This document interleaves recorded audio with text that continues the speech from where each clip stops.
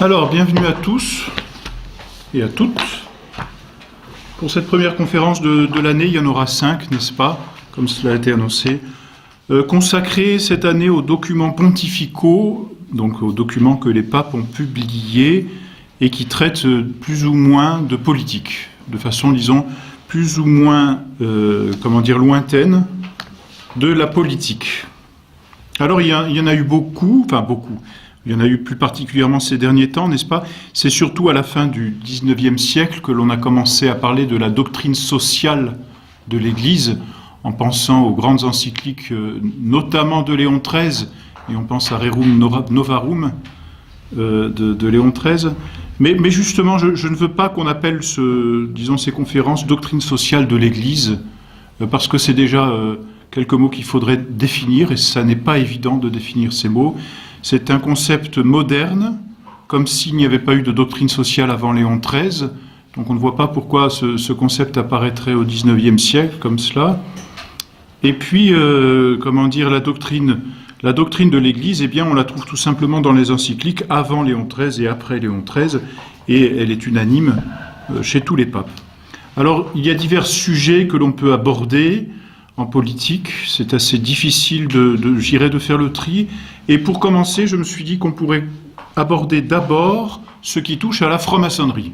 Comme ça, je sais que tout le monde sera d'accord et tout le monde sera passionné. Alors, il y a plusieurs difficultés d'aborder un tel sujet. La franc-maçonnerie, beaucoup en ont parlé déjà, et puis je ne serai pas le dernier à en parler, c'est sûr aussi. Beaucoup ont écrit sur la franc-maçonnerie, et des livres très intéressants, bien faits.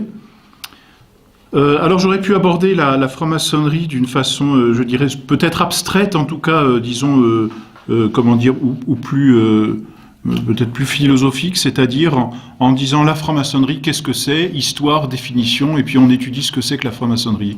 Il m'a semblé plus intéressant, et pour coller aussi aux documents pontificaux, d'étudier la franc-maçonnerie, non pas comme on pourrait le faire, donc comme je viens de vous le dire, en annonçant quand est-ce qu'elle est née, en disant ce que c'est exactement, et puis en essayant de l'étudier à fond, mais en essayant de voir ce que les papes ont dit au fur et à mesure de l'histoire de la franc-maçonnerie. Et c'est assez intéressant, c'est une autre étude. Si j'avais pris par exemple les livres très, très célèbres, par exemple celui d'Arnaud de Lassus, que je vous recommande bien, et qui s'appelle « Connaissances élémentaires de la franc-maçonnerie », aux éditions, publié chez les Actions familiales et scolaires, AFS, disons en 130 pages, il a dit l'essentiel, on sait tout ce qu'on a à savoir sur la franc-maçonnerie, et c'est parfait, il n'y a rien à dire. Bon, alors, on aurait pu prendre ce livre, le commenter tranquillement. Mais il me semble plus important de voir ce que les papes en ont dit, parce que les papes ont vécu cette franc-maçonnerie, et au fur et à mesure du temps, on va voir, chaque pape a ajouté quelque chose, une petite note ou une petite étude supplémentaire à la franc-maçonnerie, comme si, au fur et à mesure du temps, l'Église découvrait mieux encore les projets de la franc-maçonnerie, et finalement les dénonçait encore mieux. Et ce qui est intéressant, et on va le voir, c'est que, dès les débuts, elle a été totalement condamnée. Ça n'y a rien à faire. C'est-à-dire que même si avec le temps, les papes ont découvert de plus en plus de choses ou de plus en plus d'aspects, anti-catholiques de la franc-maçonnerie, eh bien, dès le début, on va le voir, les papes ont condamné la franc-maçonnerie et tous ceux qui voudraient y adhérer. Et puis en plus, ce qui me semble intéressant, c'est qu'on ne trouve plus de documents pontificaux aujourd'hui, et puis depuis maintenant une bonne quarantaine d'années, condamnant la franc-maçonnerie ou reprenant ce que les papes avaient dit. Comme si finalement toute la doctrine des papes était tombée dans l'oubli, ou comme si la franc-maçonnerie avait changé et n'était plus la même que celle que les papes ont condamnée, et du coup, puisqu'elle n'est plus la même, eh bien il n'y a plus de raison de la condamner. Alors nous verrons finalement que ce que les papes disaient autrefois vaut encore de la franc-maçonnerie, et donc on peut se poser la question, pourquoi aujourd'hui il n'y a plus de documents pontificaux condamnant la franc-maçonnerie? Mais ça, c'est une autre question à laquelle je ne répondrai pas directement. Alors, les grands textes des papes, et on va les lire tranquillement, si vous voulez. Vous les retrouverez commentés aussi, et je me suis bien appuyé sur ce livre, qui a été réédité il n'y a pas longtemps, le livre de Monseigneur Lefebvre, qui s'appelle « C'est moi l'accusé qui devrait vous juger ».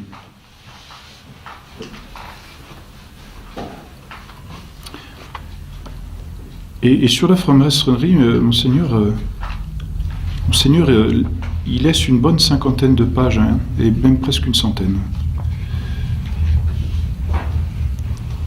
Oui, quasiment une centaine de pages, vous voyez, sur ce livre. Alors, qu'est-ce que ce livre? C'est un livre, c'est pas un livre que Monseigneur Lefebvre a écrit comme cela. Ce sont les, comment dire, c'est pas que des prises de notes. D'ailleurs, ça a été rédigé ensuite, mais c'est le compilé d'un cours que Monseigneur Lefebvre donnait aux séminaristes à Écône. Et d'ailleurs, c'est intéressant parce que c'est finalement quasiment le seul cours que Monseigneur avait jugé bon de donner à Écône, et c'est un cours qu'on appelle les actes du magistère. Alors, le cours des actes du magistère, c'est un cours dans lequel on prend les grandes encycliques des papes, les plus grandes encycliques modernes, et on les commente. Et d'ailleurs, ce qui est encore plus intéressant, c'est que, bon, à côté des grandes encycliques, par exemple, qui parlent du sacerdoce, et que Monseigneur commente, notamment celle de Saint Pie X, avec le programme de Saint Pie X, les autres encycliques et les autres lettres que Monseigneur Lefebvre va commenter durant ce cours, ce sont des actes du magistère qui condamnent des erreurs. C'est d'autant plus intéressant, on le verra, et je l'ai déjà souligné, qu'aujourd'hui, il n'y a plus d'actes du magistère qui condamnent. C'était la volonté de Jean XXIII lorsqu'il a ouvert le concile, n'est-ce pas, de ne plus condamner, c'est-à-dire d'ouvrir l'Église et puis d'arrêter d'avoir cette façon de faire pessimiste de condamnation. Et pourtant, nous allons voir, les papes que nous allons étudier successivement n'ont pas été tendres dans les termes de condamnation de la franc-maçonnerie. Alors, quelques grands textes des papes que je vous cite, et on va les lire en grande partie d'ailleurs, on va les étudier. Il faut remonter donc à Clément XII, en 1738. Je vous redonnerai le titre, ça s'appelle In Eminenti, c'est une lettre assez courte. Alors voilà, Clément XII en 1738, Benoît XIV en 1751,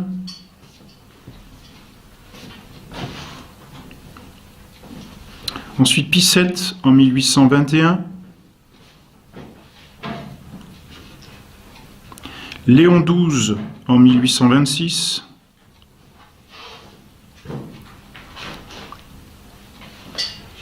et ce sont ces quatre-là d'ailleurs que on va simplement étudier ce soir. Pie VIII en 1829.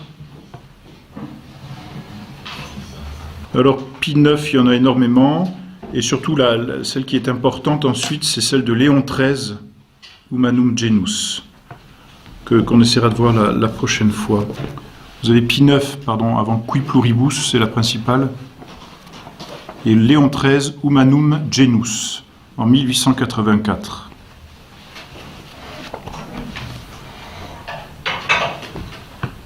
Ce sont les grandes encycliques qui parlent de la franc-maçonnerie.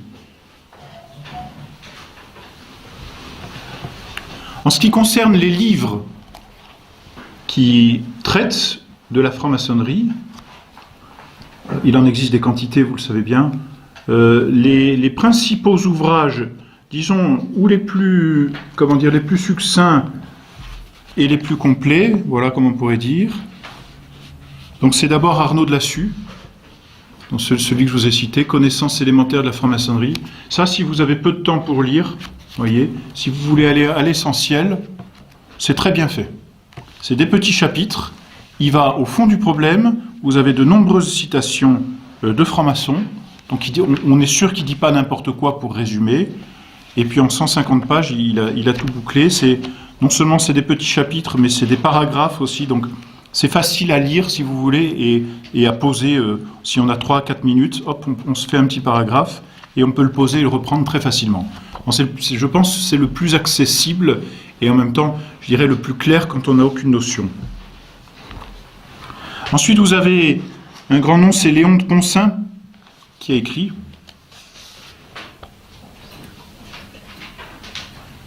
La franc-maçonnerie d'après ses documents secrets.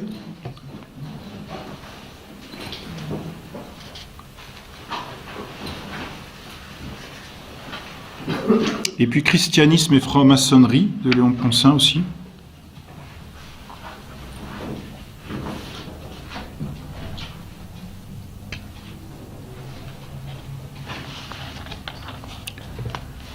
peut-être beaucoup plus fouillé parce que c'est en 2 tomes, mais ça me semble très intéressant à lire. Mémoire pour servir à l'histoire du jacobinisme de l'abbé Baruel, Augustin Baruel.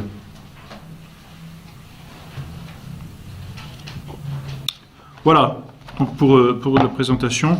Commençons, si vous le voulez, alors très rapidement par faire une histoire de la franc-maçonnerie, pour vous donner simplement quelques dates clés, avoir quelques repères dans le temps, et puis avoir à l'esprit, disons, l'essentiel de la franc-maçonnerie pour... on va revoir, n'est-ce pas, avec les papes, ce qu'il en est, mais que vous ne partiez pas, je dirais, l'esprit vide. Alors la franc-maçonnerie est tout d'abord née le 24 juin 1717, donc nous fêtons aussi un centenaire l'an prochain.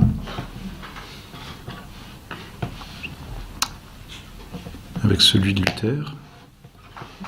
Eh bien, la franc-maçonnerie. Et c'est intéressant parce que ça n'est pas sans relation. La première loge donc, a été fondée à Londres le 24 juin 1717 par 2 ministres protestants, l'eussiez-vous cru. 1717, pardon. Oui.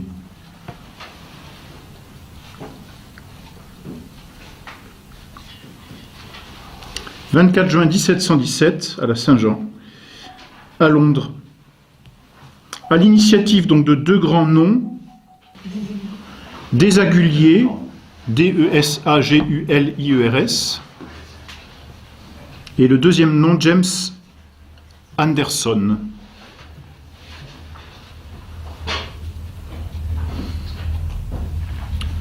Le premier était fils de pasteur protestant, et le second était ministre presbytérien.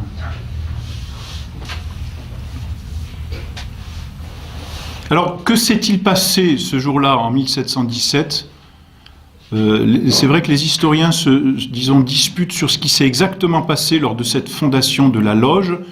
La thèse principale, et qui est quasiment unanime, consiste à dire, je dis qu'elle est quasiment unanime parce qu'on a les témoignages de francs-maçons eux-mêmes, consiste à dire que la naissance de la franc-maçonnerie est la fusion de 2 organismes, l'un public, l'autre secret.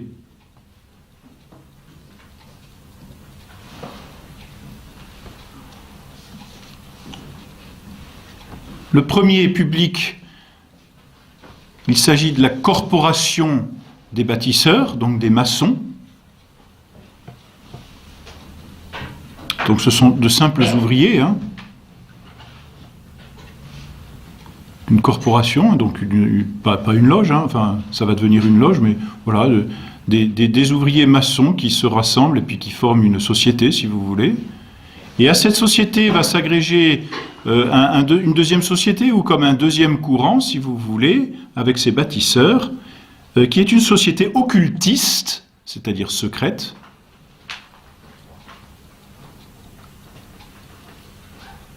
et qui est la société des Rosicruciens, des Rose-Croix.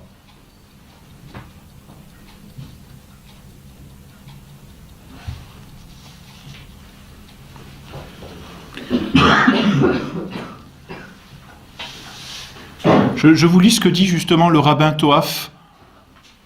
C'est quand même un témoignage digne de valeur. Il existe dans la franc-maçonnerie une doctrine secrète, philosophique et religieuse introduite par les Rose-Croix gnostiques lors de leur fusion avec les maçons libres en 1717. Donc il dit clairement que la franc-maçonnerie est née de la fusion de 2 corporations, si vous voulez. Une corporation qui servait l'État, des maçons, des bâtisseurs, tout simplement, des ouvriers, et puis une autre société qui était secrète, occulte, justement, qui réfléchissait et qui s'appelait les Rose-Croix. Alors pourquoi la fusion ? Parce que c'est ça qui est intéressant. Pourquoi ces 2 sociétés ont voulu fusionner ? Eh bien, au fond, ce ne sont pas tellement les bâtisseurs qui ont voulu cette fusion, mais ce sont les Rose-Croix.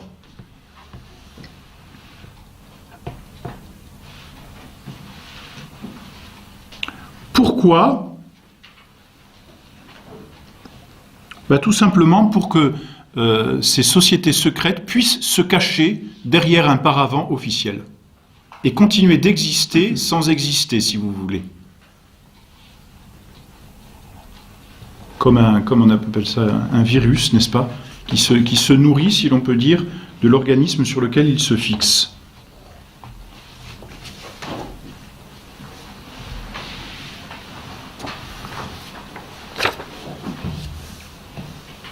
Alors c'est ça qui est difficile finalement, enfin pas à comprendre, mais je dirais à voir clairement, parce que à partir du moment où on a ces deux sociétés qui ont fusionné, il reste encore deux activités différentes, distinctes. Mais c'est comme si, aux yeux de la société publique, les Rose-Croix avaient disparu derrière ce paravent, si vous voulez, des bâtisseurs. Et donc continuaient d'exister encore plus secrètement et pouvaient être plus difficilement démasqués parce que leur paravent, c'était des ouvriers nécessaires à la vie civile. Ça leur permettait donc de continuer et d'entretenir leurs activités occultes.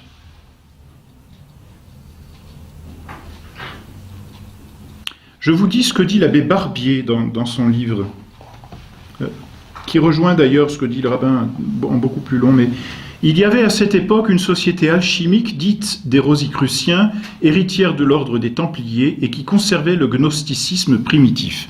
Alors, ce sont des termes un peu compliqués, mais qui conservait, si vous voulez, la gnose, c'est une doctrine secrète réservée à des initiés. Voilà. Son fondateur est connu sous le nom de Chrétien Rosenkreutz, pour les Rosicruciens, templiers, qui avaient successivement parcouru la Turquie, la Palestine, l'Arabie, tout l'Orient, remontant ainsi aux sources de la tradition ésotérique, donc de toute cette doctrine cachée, pour opposer la gnose, par le moyen d'une société mystérieuse, à l'ignorance et au fanatisme de l'Église romaine. Et donc ça, on a le but avoué, si vous voulez, des francs-maçons, qui est la destruction de l'Église romaine. La gnose, c'est justement cette doctrine secrète qui procure le salut, contrairement à l'Église, qui est une ignorante. D'où le Moyen-Âge, siècle des ténèbres, justement. Et oui, pourquoi on l'appelle Moyen-Âge? Parce qu'il est moyen. Nous, on emploie ce terme, n'est-ce pas? Mais c'est un terme très péjoratif, et qui a été voulu par les ennemis du Moyen-Âge. En fait, c'est le grand âge, mais on a voulu l'opposer à la Renaissance et puis si vous voulez, à l'expansion de la raison, finalement, contre la foi et contre l'Église. Et c'est quand la Renaissance, puis la raison au siècle des Lumières, qui est le siècle par excellence, n'est-ce pas, pour nos ennemis, a enfin pu s'épanouir, qu'on a donné ce terme de Moyen-Âge, c'est-à-dire d'un âge moyen où on vivait encore dans l'obscurité, pour ne pas dire dans l'obscurantisme. Voyez.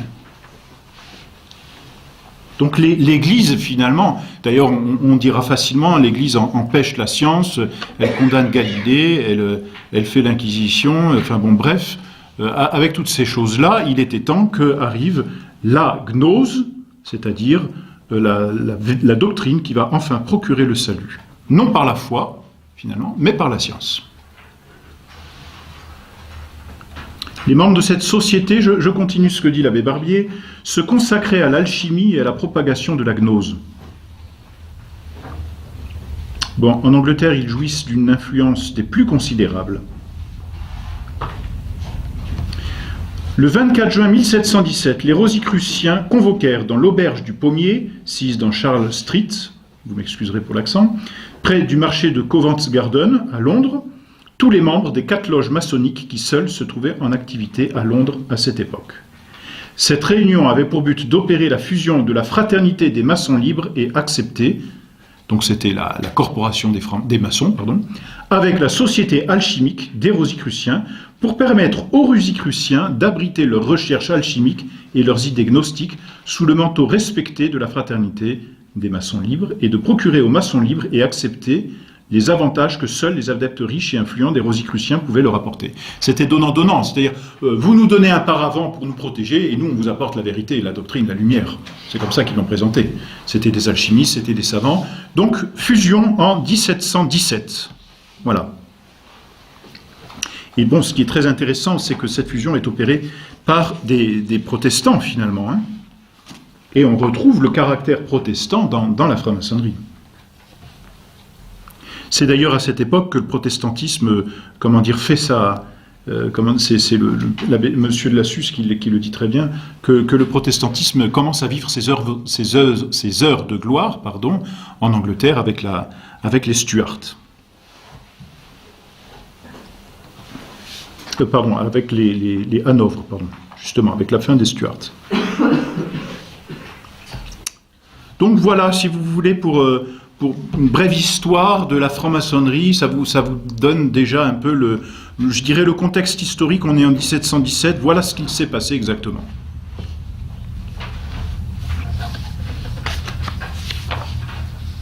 Alors, le plus simple, c'est de prendre le texte de Léon XII.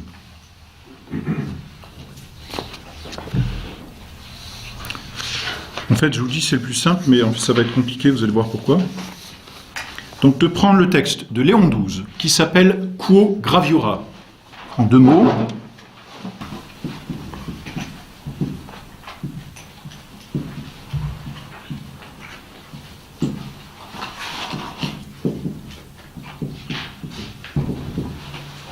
Et qui date de 1826.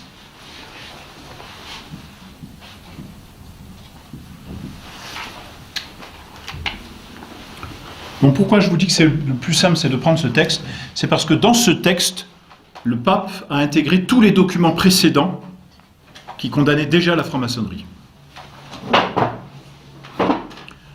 Donc c'est compliqué parce qu'en prenant ce texte, on va faire marche arrière.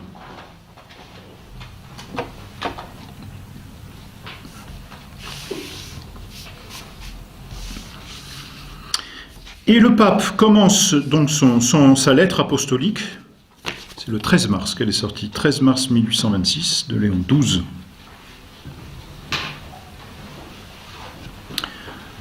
En disant « Plus sont grands les désastres qui menacent le troupeau de Jésus-Christ, plus doit redoubler, pour les détourner, la sollicitude des pontifes romains, auxquels, dans la personne de Saint Pierre, prince des apôtres, ont été conférés le pouvoir et le soin de conduire ce même troupeau. » C'est un langage qu'on n'a plus l'habitude d'entendre.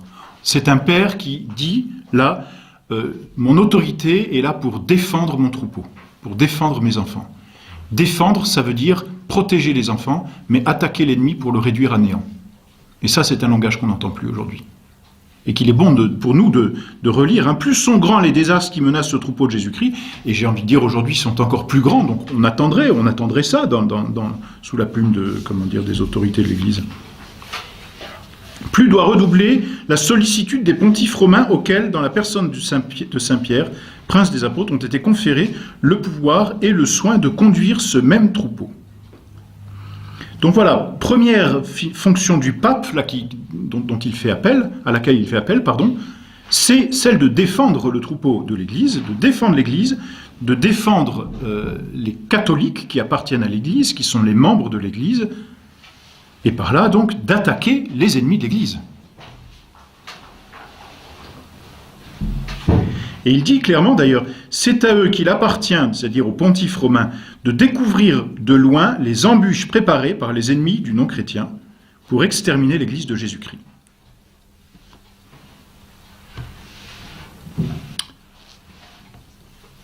Alors, il continue en manifestant que la franc-maçonnerie est une secte. Il appelle les évêques à la vigilance, bien sûr, parce que cette lettre est d'abord écrite pour les évêques. Et ensuite, il parle de la secte dite des francs-maçons, ou appelée d'un autre nom, qui acquérait chaque jour une nouvelle force. Alors qu'est-ce qu'une secte ? Parce que finalement, on en parle beaucoup, mais je ne sais pas si vous êtes déjà allé voir dans un dictionnaire la définition d'une secte, parce qu'on emploie beaucoup de mots qu'on ne sait pas définir. Saint Augustin, à propos du temps, disait « Quand on ne me demande pas ce que c'est, quand on ne me demande pas la définition du temps, je sais ce que c'est, mais quand on me la demande, je ne sais plus ce que c'est. » On est tous un peu comme ça. On est capable d'employer des mots, mais quand on nous demande qu'est-ce que ça veut dire, on est toujours un peu hésitant avant de les définir. Alors, qu'est-ce qu'une secte, n'est-ce pas ? Eh bien, en fait, on trouve deux définitions, ou 2 points dans une secte. D'abord, une secte, ça vient du latin sequere, sequor, c'est un verbe qui veut dire suivre.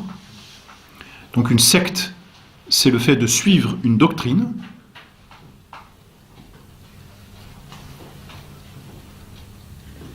Sequere, suivre une doctrine. Et ce qui fait que c'est une secte, c'est que cette doctrine est entachée d'erreurs ou d'hérésie. Voilà. Donc le pape, ici même en reprenant les termes d'un de ses prédécesseurs, appelle la franc-maçonnerie une secte, c'est-à-dire une doctrine erronée, voire hérétique. Quel est le but de cette secte? C'est la destruction de l'Église, on l'a déjà dit. Cette secte était non seulement suspecte, mais ouvertement ennemie de l'Église catholique. Donc là, je dirais, on fait un arrêt sur la lettre Pro Graviora, et on retourne en arrière avec le pape Léon XII pour relire ce qui a été dit chez ses prédécesseurs. Pourquoi fait-il cela? Parce que ça peut paraître fastidieux. Simplement, c'était une objection, et on le reverra, qui était souvent formulée, c'est que ce qu'un pape avait dit valait du temps de ce pontificat, mais ne valait plus après. Et on va le voir d'ailleurs, hein, c'est pour ça que les papes ont régulièrement écrit sur la franc-maçonnerie, parce que à chaque fois, les francs-maçons se targuaient de ce que le pape étant mort, les condamnations ne valaient plus.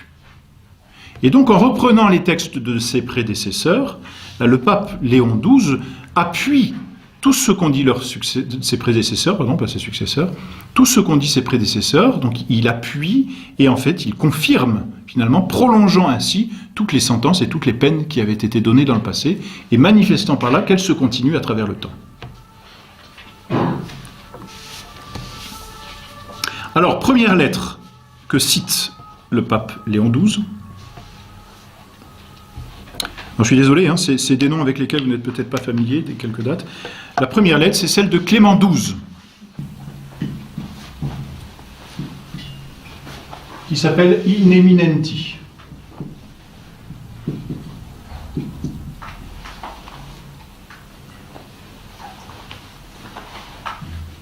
Et ce qui est intéressant, et voilà pourquoi s'appuyer sur les textes pontificaux, c'est intéressant, c'est qu'on est qu'en 1738. Donc la franc-maçonnerie a 21 ans d'existence. C'est jeune, hein?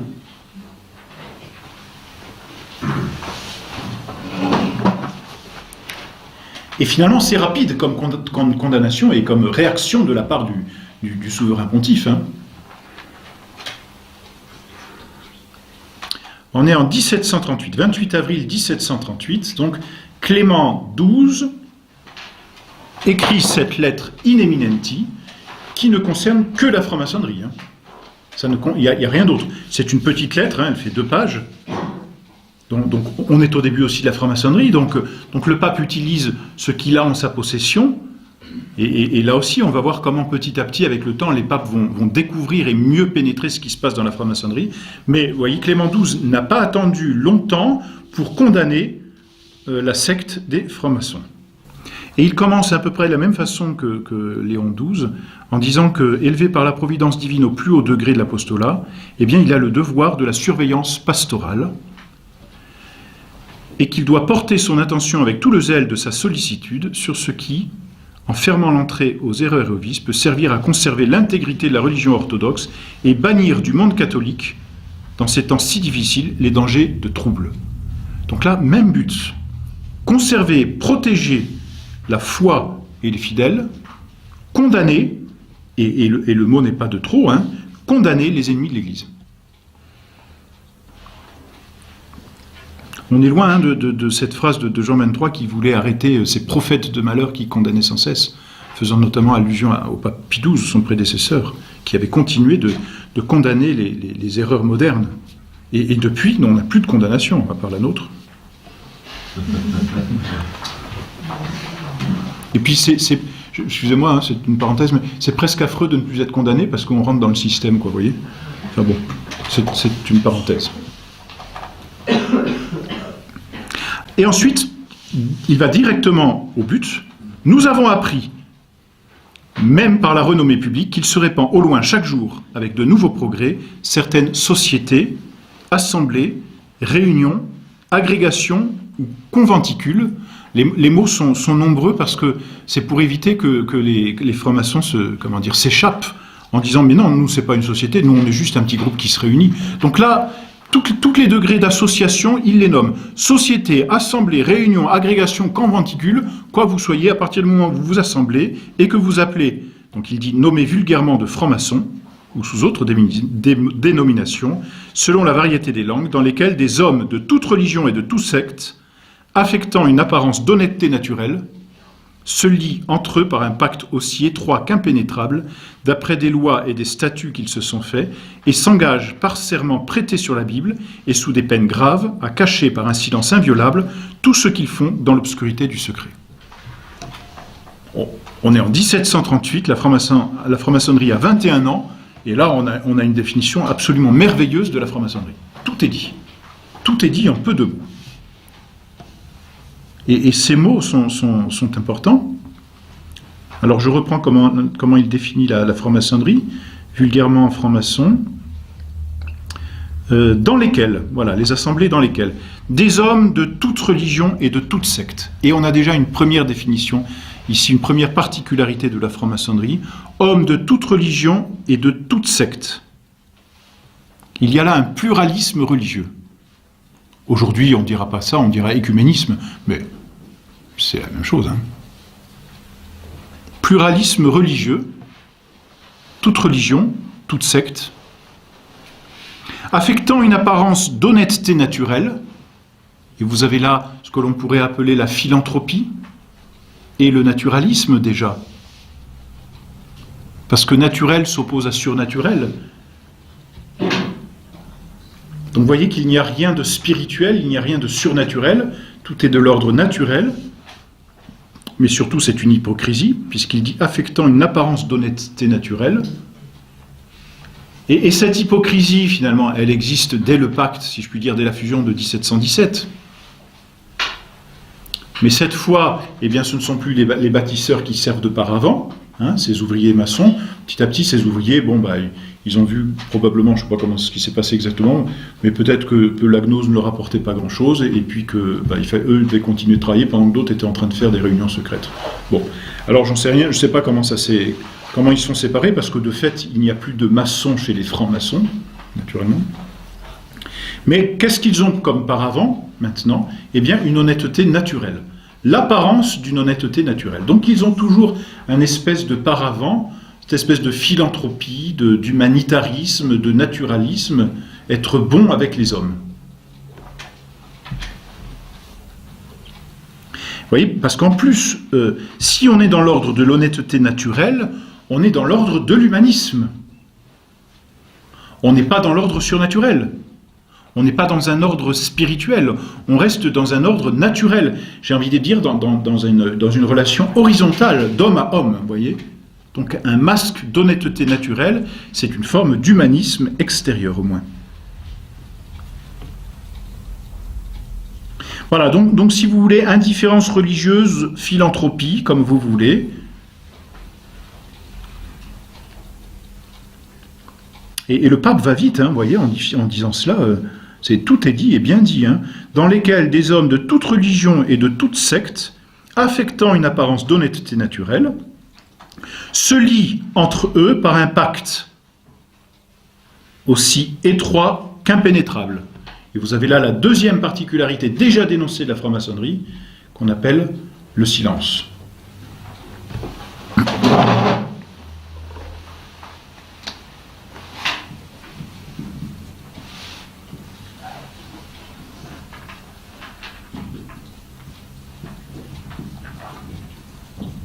Voilà,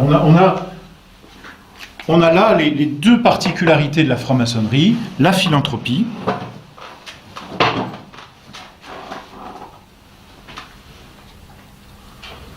je crois qu'il n'y a pas d'H après le T.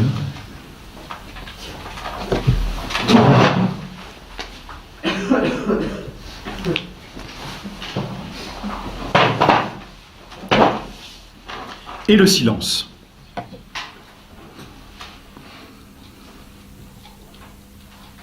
Comme la philanthropie, comme un relent finalement d'humanisme, mais avec ce silence, c'est-à-dire un humanisme qui cache quelque chose.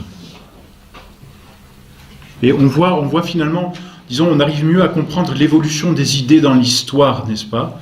L'humanisme qui dit revenir aux sources et qui, au moment de la Renaissance, se targue d'être encore catholique. Et on peut bien le dire d'une certaine façon, qu'il y a, entre guillemets, si vous voulez, un humanisme catholique, en tout cas, un humanisme qui s'est accompagné de catholicisme, disons. Mais déjà, le mot humanisme fait tomber quelque chose du catholicisme. Hein. En exaltant l'homme, finalement, il fait malgré tout déchoir Dieu de sa place, et surtout, il tue cette relation de créature à créateur, finalement de néant à tout, entre l'homme et Dieu, en exaltant l'homme. Mais, disons, l'humanisme aurait pu être compris et vécu d'une façon catholique. D'ailleurs, certains papes ont profité des qualités de l'humanisme, n'est-ce pas, pour développer les arts, à Rome tout particulièrement. Mais voyez, le développement des idées, cet humanisme, eh bien, avance dans le temps, et puis ensuite, il ne devient plus qu'une couverture. C'est-à-dire, on va garder ce côté exaltation de l'homme, on va enlever tout ce qu'il y a de catholique, et comme la nature a horreur du vide, eh bien, on va remplacer par quelque chose, une espèce de gnose, une doctrine occulte, secrète derrière, mais secrète. C'est facile, hein? Dieu est lumière. Et le démon est ténèbres.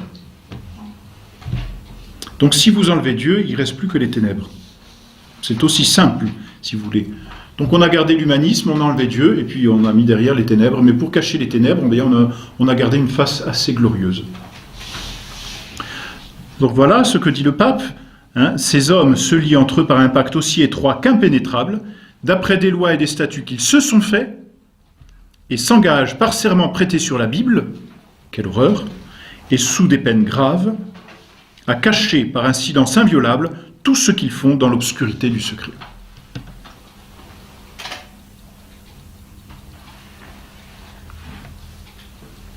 Alors, je vous lis le paragraphe suivant, je le trouve très joli. « Mais comme telle est la nature du crime qu'il se trahit lui-même, jette des cris qui le font découvrir et le dénoncent, les sociétés ou conventicules sudis ont fait naître de si forts soupçons dans les esprits des fidèles que s'enrôler dans ces sociétés, c'est, près des personnes de probité et de prudence, s'entacher de la marque de perversion et de méchanceté. » Alors là encore, vous voyez, on nous parle beaucoup de charité aujourd'hui, ce pape qui avait la charité, naturellement, hein, s'entacher de la marque de perversion et de méchanceté, car s'il ne faisait point le mal, il ne haïra pas ainsi la lumière. Et alors ce qui est intéressant, vous voyez, c'est que le pape s'appuie sur les soupçons des fidèles qui sont prudents et réputés être bons catholiques. Ça n'est pas une démocratie, n'est-ce pas? Mais, on s'appuie facilement et naturellement, par exemple, sur des gens de bon sens pour avoir leur avis. On s'appuie facilement et naturellement sur des gens d'expérience pour avoir leur avis dans un domaine où ils ont de l'expérience.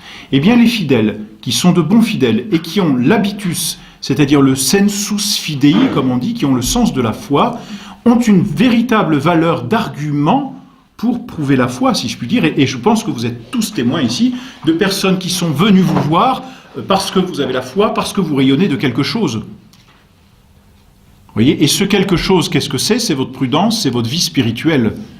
Et c'est l'habitude de votre vie spirituelle. Et ici, le pape s'appuie sur ses fidèles prudents. Il ne s'appuie pas que dessus, hein, mais sur ses fidèles prudents et probes, c'est-à-dire qui ont une vie honnête et morale, et sur finalement vous voyez, ce sens, cette espèce de sixième sens que donne la foi ou la bonne vie morale. Vous savez, quand on vit bien moralement, il y a des choses, quand on hésite, est-ce que je peux ou pas le faire moralement, il y a un sixième sens en nous qui nous dit ça se peut pas, ça va pas, ça sent pas bon. On ne sait pas trop pourquoi, mais je le sens pas bien. Et c'est pareil dans la doctrine. Et voyez, après le concile, combien sont nombreux les fidèles qui ont réagi, je dirais par simple bon sens, cette nouvelle messe, il y a un truc qui va pas. Théologiquement, ils n'étaient pas peut-être forcément capables de dire c'est une messe de Luther, c'est protestant, il y a plus le sens du sacrifice, la propitiation, tout ça. Peut-être n'avaient-ils pas les mots théologiques, mais leur habitus, c'est-à-dire leur bonne façon de vivre, leur en fait sentir, quoi. Ça sent le modernisme. Eh bien, là, c'est la même chose. Nombreux sont les fidèles qui ont dit ça sent les ténèbres, ça sent le soufre, ça sent le démon. Et donc, ces fidèles, qu'ont-ils fait? Ils sont allés voir leur prêtre. Ces prêtres, qu'ont-ils fait? Ils sont allés voir leur évêque. Les évêques, qu'ont-ils fait? Ils sont allés voir le pape, tout simplement. Voyez? Et c'est pas avec un seul ou deux soupçons que le pape s'appuie ici, c'est sur un ensemble très vaste, hein, finalement. Non seulement donc le pape s'appuie sur ses soupçons, mais en plus il s'appuie sur une autre marque, enfin une autre preuve, si je puis dire, c'est que ces sociétés ont troublé la tranquillité des États temporels. Et quand on trouble le bien commun, c'est qu'il y a quelque chose qui ne va pas. Si le bien commun est troublé, c'est qu'il y a un mal qui le trouble, puisque ce qui s'oppose au bien, c'est le mal. Voyez ? Alors, finalement, ça c'est le deuxième argument que prend le pape. Les fidèles sont troublés, les États sont troublés, les princes sont troublés. On est en 1738, il y avait encore des princes catholiques dans le monde. Et puis ensuite, eh bien, le salut des âmes est en danger parce que finalement, la secte des francs-maçons ne peut s'accorder ni avec les lois civiles, ni avec les lois canoniques, c'est-à-dire celles de l'Église.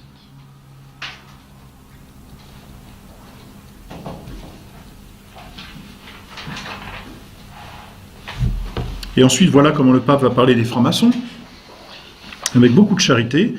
Et comme les oracles divins nous font un devoir de veiller nuit et jour en fidèles et prudents serviteurs de la famille du Seigneur, pour que ce genre d'hommes, tels que des voleurs, n'enfoncent la maison, et tels que des renards ne travaillent à démolir la vigne, ne pervertissent le cœur des simples et ne les percent dans le secret de leurs dards envenimés, pour fermer la voie très large qui de là pourrait s'ouvrir aux iniquités qui se commettraient impunément, et pour d'autres justes causes, eh bien il dit, nous avons pris l'avis de nos vénérables frères cardinaux de la Sainte Église romaine, et de nos propres mouvements, et il ajoute, et de science certaine, après mûre délibération de notre plein pouvoir apostolique, nous avons conclu et décrété de condamner et de défendre ces dites sociétés, de les défendre, pas pour les protéger, de les défendre, c'est-à-dire d'interdire l'accès.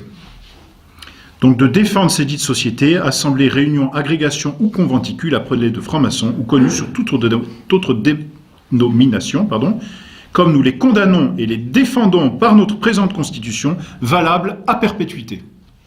C'est clair, hein ? On a lu une page, hein ? Ouais, c'était concis, hein ? Aujourd'hui, vous avez un texte du pape François sur l'écologie, et vous en avez pour... Enfin, c'est pas aussi concis. Hein ? Là, quand on a lu ça, d'abord, nous, on y passe du temps parce qu'on commence, mais voyez, en une demi-heure, on a lu la page, et c'est clair. Je veux dire, voilà quelqu'un qui parle et qui apporte la lumière.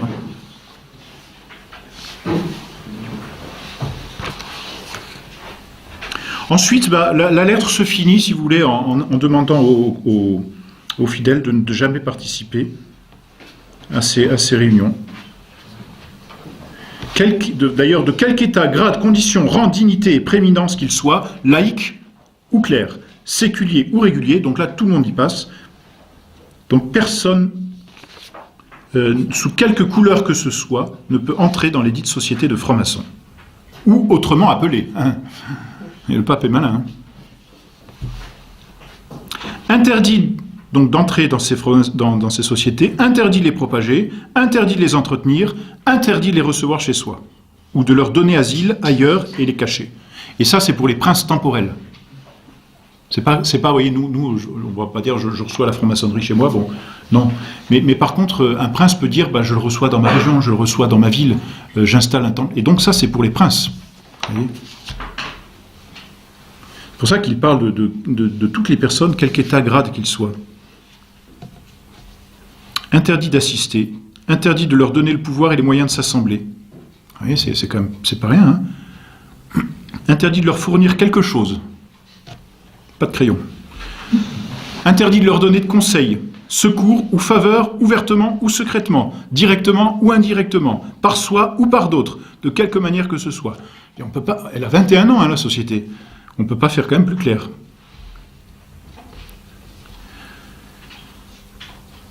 Et nous leur ordonnons absolument de s'abstenir tout à fait de ces sociétés, assemblées, réunions, agrégations ou conventicules, et cela sous peine d'excommunication, à encourir par tous, comme dessus contrevenant, par tout contrevenant, par le fait et sans autre déclaration.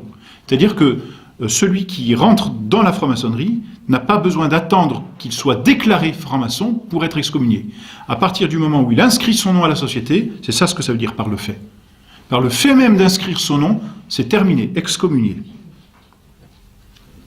Et excommunication de laquelle nul ne peut recevoir le bienfait de l'absolution par autre que par nous, ou le pontife romain alors existant, si ce n'est à l'article de la mort. C'est sévère, hein, donc c'est une excommunication qui nécessitait de recourir à Rome directement, et donc même pas à l'évêque du lieu, pour pouvoir être pardonné. Alors vous savez, l'excommunication, ça met en dehors de l'Église, mais ça prive de toutes les grâces de l'Église, hein.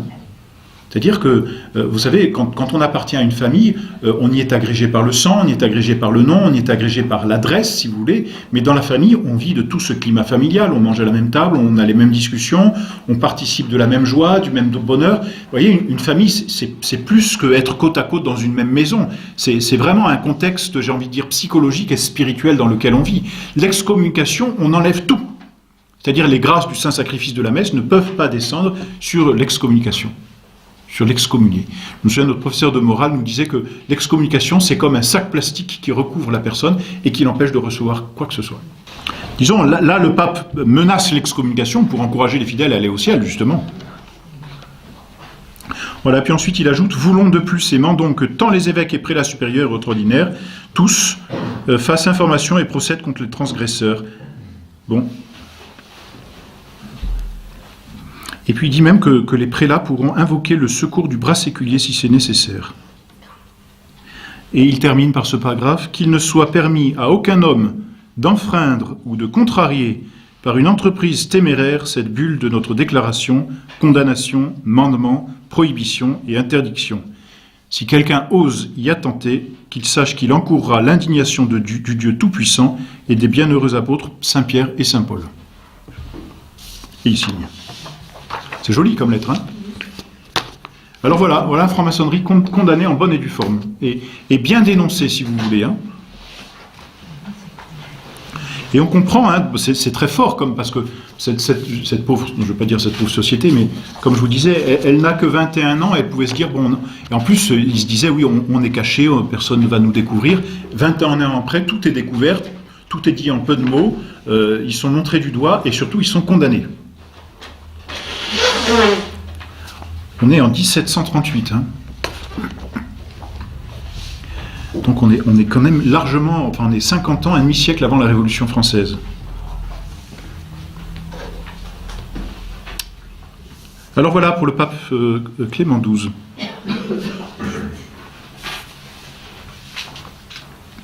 Alors ensuite, Léon XII continue son encyclique, n'est-ce pas ? Et puis rapporte que quand Clément XII est mort, certains ont dit, bon, maintenant qu'il est mort, sa bulle, elle vaut plus rien. Donc on relève la tête, et puis certains catholiques ont même prétendu que ça ne valait plus rien, donc on s'inscrit à la franc-maçonnerie. Alors, puisque on a émis finalement un doute sur la validité de l'excommunication, parce que c'est ce que disaient finalement certains fidèles, c'est que Clément XII étant mort, l'excommunication ne valait plus. Bon, alors ça remonte aux oreilles du pape, et il faut attendre 1751, 18 mars 1751, pour avoir une lettre de Benoît XIV.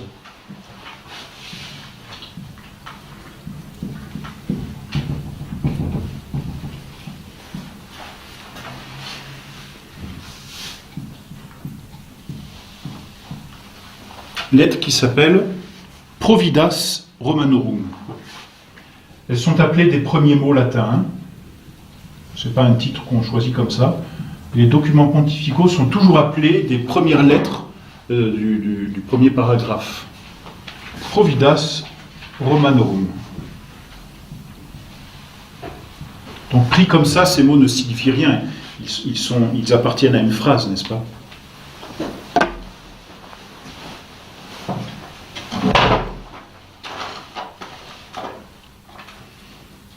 Alors, il y avait un doute sur la validité de l'excommunication de Léon XII, et bien dans sa lettre, Benoît XIV, alors la lettre est un petit peu plus longue, elle fait 3 pages, mais parce qu'il y a un peu plus de citations aussi, et il développe un peu, on va voir rapidement.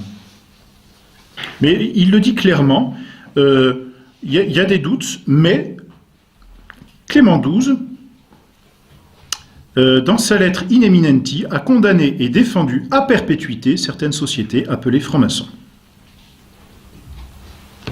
Mais comme il s'en est trouvé, ainsi que nous l'apprenons, qui n'ont pas craint d'assurer et de publier que la dite peine d'excommunication portée par notre prédécesseur comme dessus ne frappe plus parce que la constitution précitée n'a pas été conformée par nous, comme si la confirmation expresse du pape successeur était requise pour que des constitutions apostoliques données par un pape prédécesseur subsistent. Donc il dit voilà, il y en a qui mettent en doute parce qu'on n'a jamais continué à dire qu'ils étaient excommuniés. Mais il n'y a pas besoin de le dire, c'est à perpétuité, dit-il. Donc il réitère la condamnation finalement. Elle est toujours valable. Voilà, cependant, pour qu'on ne puisse pas dire que nous ayons omis imprudemment quelque chose qui put facilement ôter toute ressource et fermer la bouche au mensonge et à la calomnie, nous, de l'avis de plusieurs de nos vénérables frères, les cardinaux de la Sainte Église romaine, et on voit là la prudence du pape, n'est-ce pas, avons décrété de confirmer par les présentes la sudite constitution de notre prédécesseur, insérée mot à mot dans la forme spécifique qui est la plus ample et la plus efficace de toutes. Nous la confirmons, corroborons, renouvelons de science certaine et de la plénitude de notre autorité apostolique par la teneur des présentes, en tout et pour tout, comme si elle était publiée de notre propre mouvement et de notre propre autorité, en notre propre nom, pour la première fois. Nous voulons et statuons qu'elle ait force et efficacité à toujours. C'est clair, hein? Là, on peut difficilement faire plus clair. Et alors, donc après avoir confirmé, de par son autorité, l'actualité de la lettre de Clément XII, eh bien, il va donner 6 motifs de perversion de la franc-maçonnerie. C'est ça qui est intéressant finalement, c'est que la condamnation reste et puis on voit que les motifs vont continuer à se développer un peu. On voit qu'avec le temps, les papes vont mieux connaître les francs-maçons qui, sous couvert de secret, eh bien finalement ne sont pas si secrets que ça. Alors, le premier motif, et j'arrêterai après. Donc, il se réunit des hommes de toute religion et de toute secte, ça on l'avait dit, c'est la philanthropie, c'est l'indifférence en matière religieuse, et c'est ce qu'il y a de plus terrible, cette indifférence. C'est de faire croire que les sociétés puissent, que les religions puissent survivre entre elles d'un commun accord et dans une certaine paix. L'indifférence, on voit, je dirais, quand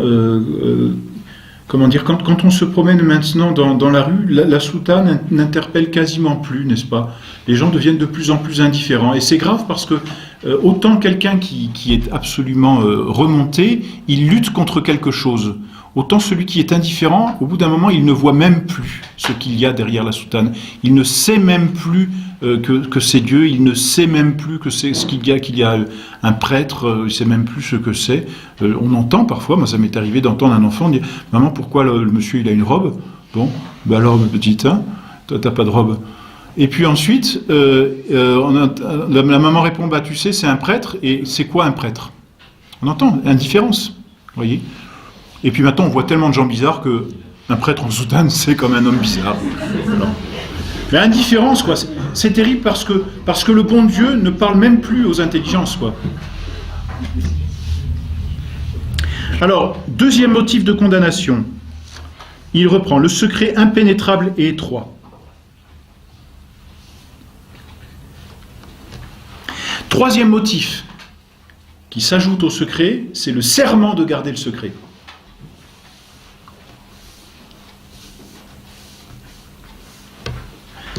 En manifestant d'ailleurs que ce serment ne vaut rien, au vu de Dieu. Hein. Quand on fait un serment, un mauvais serment, ou le serment, quand on prête serment au sujet de quelque chose qui est un péché, on n'est jamais tenu de le respecter, naturellement. C'est un parjure plus qu'un serment. Quatrième motif de condamnation, c'est que ces sociétés sont contraires aux lois civiles et aux lois canoniques. Donc elles luttent contre les États. Alors c'est déjà intéressant parce que là il le dit encore plus clairement. Elles luttent contre les États et contre les lois canoniques. Puisque... oui, non, c'est ça. On est en 1751.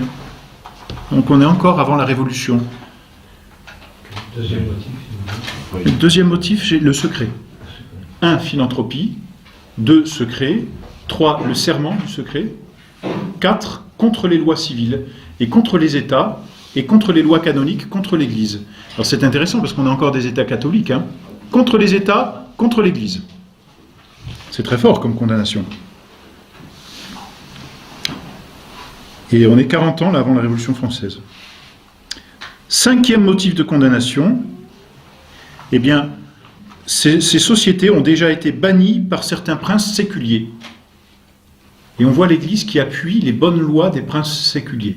On voit là une très belle harmonie entre l'action du bras séculier et l'action de l'Église, entre les princes temporels et le prince spirituel. Et puisque certains pays ont déjà condamné la franc-maçonnerie, eh bien nous les appuyons. Et c'est un motif pour nous de les condamner encore plus. S'ils s'opposent au bien commun humain, naturel, ils s'opposeront nécessairement au bien commun spirituel. S'ils s'opposent à un État catholique, un État qui tourne bien, qui a un vrai bien commun, c'est qu'ils s'opposeront tôt ou tard à l'Église. Alors c'est très intéressant là, parce qu'on voit finalement un joli point de suture, si vous voulez, entre l'ordre temporel et l'ordre spirituel ici. Puis 6e motif de condamnation, c'est comme d'ailleurs le pape précédent, ces sociétés sont en mauvaise réputation chez les personnes de prudence et de probité.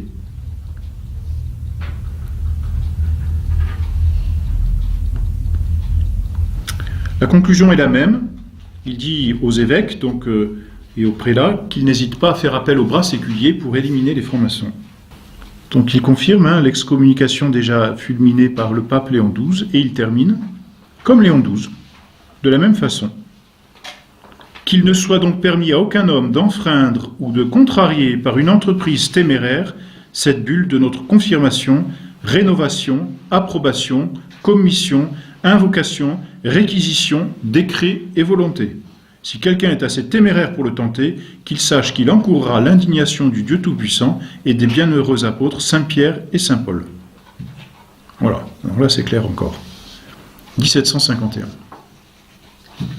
Alors, voilà la deuxième lettre que cite le pape Léon XII. La troisième lettre, eh bien, le temps passe, et donc on la verra la prochaine fois, c'est celle du pape Pie VII, qui apporte d'ailleurs encore un petit quelque chose en plus, mais qu'on verra la prochaine fois. Voilà, donc pour commencer, si vous voulez, les textes pontificaux, vous voyez, on n'étudie pas la franc-maçonnerie de l'intérieur, finalement, comme peuvent le faire ces ouvrages, mais on la voit d'après ce que les papes en ont pensé. Pardonnez-moi, j'ai une petite question. On a éclairci un petit peu à partir de 1717, mais vous dites qu'il y a une origine avec les Rosicruciens puis les Templiers, qu'on a tendance un petit peu à chérir. Qu'en est-il à partir de quel moment les Templiers, on passe aux Rosicruciens et on passe à la franc-maçonnerie Peut-être que tout à la fin, quand on aura vu les documents pontificaux, je parlerai de la franc-maçonnerie sans les documents pontificaux, avec leur histoire.